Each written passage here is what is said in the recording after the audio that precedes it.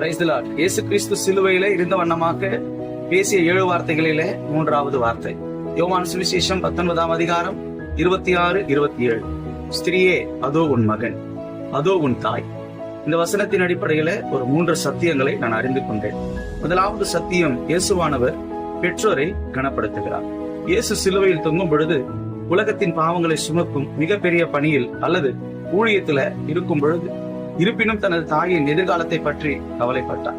யாத்திராகமம் 20ஆம் அதிகாரம் 12ஆம் வசனம், உன் தாயையும் உன் தகப்பனையும் கனப்பண்ணுவாயாக என்ற கட்டளை அவர் சிலுவையில நிறைவேற்றும் வகையில ஒரு மகனை, யோவானை ஏற்படுத்தி கொடுத்தார். இயேசு கிறிஸ்துவை போல இன்று நம் பெற்றோரை கனப்படுத்துகிறோமா? இந்த கேள்வி கேட்க எனக்கு தகுதி இல்லை.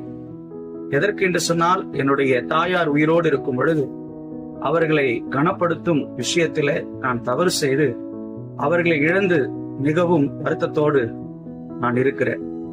என்னை போல நீங்களும் வருத்தப்படாமல் இருக்க தயவு செய்து உங்களுடைய பெற்றோரை கனப்படுத்துங்க. அது உங்களுக்கு பெரிய ஆசீர்வாதத்தை உண்டாகும். ஜெபம். எங்களை அதிகமாக நேசிக்கிற பரலோகத்தின் பிதாவே, இயேசுவின் நாமத்தினாலே இயேசுவானவர் சிலுவையில இருந்து கொண்டு தாயாரை கனப்படுத்துகிறார்.